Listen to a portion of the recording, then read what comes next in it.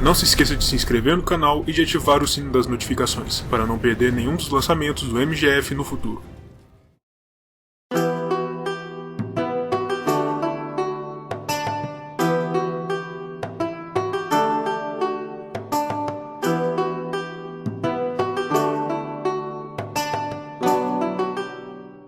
Após findadas as guerras de conquista do continente de Westeros, Aegon Targaryen se estabeleceu na recém-fundada Porto Real, para governar seus novos domínios reais, todas as terras desde a muralha até a cadeia das Montanhas Vermelhas de Dorne.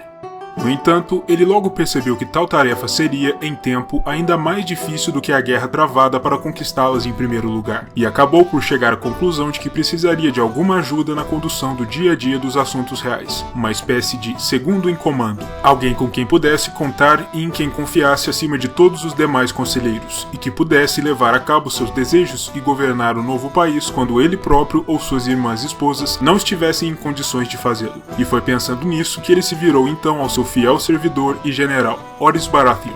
A relação de amizade de ambos vinha de longa data, com alguns rumores da corte dando conta até mesmo de que Orys seria um meio-irmão bastardo do Conquistador, ambos filhos de Aerion Targaryen. Orys foi um dos principais líderes militares do exército Targaryen durante a Guerra da Conquista, ficando responsável por derrotar a resistência do Reino da Tempestade, para incorporá-lo aos novos domínios de Aegon. Isso levou o Conquistador a declarar para que todos ouvissem que Orys era seu escudo e sua robusta e forte mão direita, o que nos leva a intuir que Orys se tornou a primeira das mãos do rei, cargo criado pelos Reis Dragão para auxiliá-los em seus deveres de estado. Um famoso adágio westerosi declara que aquilo que o rei sonha, a mão constrói, se referindo ao papel da mão do rei como grande executor dos desejos do monarca que serve. Uma outra versão menos refinada, mas muito mais popular entre os plebeus, diz que o rei caga e a mão recolhe a merda, denotando a mesma ideia.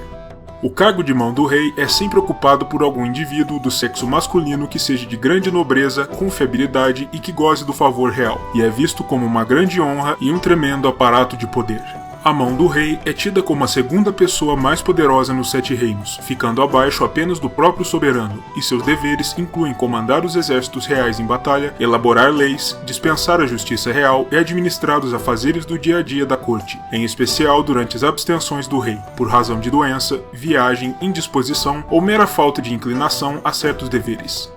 Diz-se que a mão fala com a voz do rei, o que significa que, em suma, a mão será a representação física do monarca enquanto estiver sentado no trono de ferro, sendo a única outra pessoa autorizada a fazê-lo além do rei. Suas palavras são tidas como palavras do monarca, e seus atos são os atos do governante. À mão do rei caberá também um local de grande honra no pequeno conselho do rei, sendo responsável por presidi-lo sempre que o próprio monarca não esteja presente.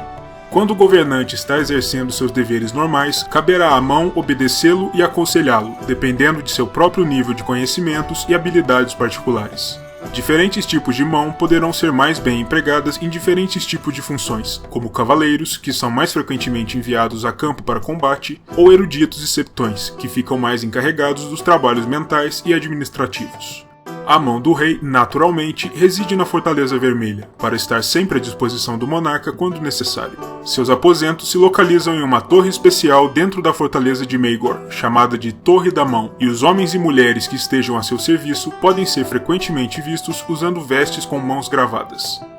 O símbolo usado para designar esse oficial é o pesado broche metálico em formato de mão usado nas roupas do encarregado, mas é possível a cada indivíduo que serve no cargo criar para si um símbolo próprio, para marcar sua passagem pelo cargo, como foi o caso do colar de mãos douradas usado por Lord Tywin Lannister durante seus anos de serviço, e por seu filho anão Tyrion, quando este serviu como mão do rei em exercício, enquanto o pai estava em campo.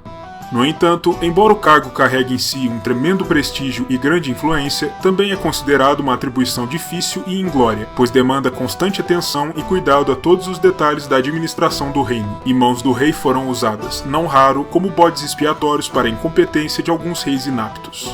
Durante os quase 300 anos de reino unificado, dezenas de homens já serviram no cargo de mão do rei, alguns de forma brilhante e outros nem tanto. Aqueles que mais se destacaram em suas funções incluem Lord Rhaegar Baratheon, que serviu como mão e protetor do reino durante a minoridade do rei Jaehaerys I, e veio a desposar a mãe deste, a rainha viúva Alyssa Velaryon, após anos de uma estreita colaboração.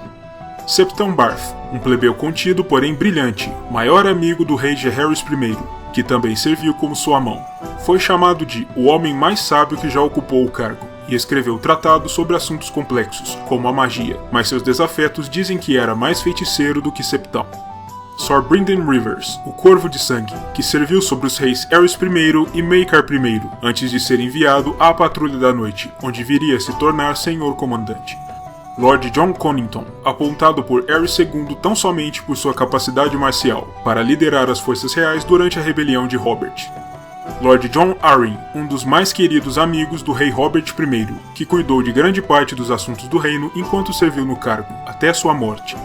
Lord Tywin Lannister e seu filho Tyrion. O Lorde foi mão do rei para seu antigo amigo Aerys II, quando deu aos Sete Reinos anos de grande paz e prosperidade, mas acabou afastado por conta dos rumores de que era ele, e não Aerys, quem realmente governava o reino. Mais recentemente, voltou a ocupar o cargo sob seu neto, Joffrey I, mas deixou o cargo por conta de seu filho anão Tyrion enquanto combatia Robb Stark e os irmãos Baratheon na Guerra dos Cinco Reis. Tyrion se esforçou para o fiel cumprimento das suas funções e se mostrou bastante competente, sendo capaz de apaziguar o povo e os nobres e de conter as ações estúpidas e brutais de seu cruel sobrinho real. Mas seu tempo de serviço durou pouco, e ele foi dispensado enquanto se recuperava de um grave ferimento contraído durante a Batalha da Água Negra.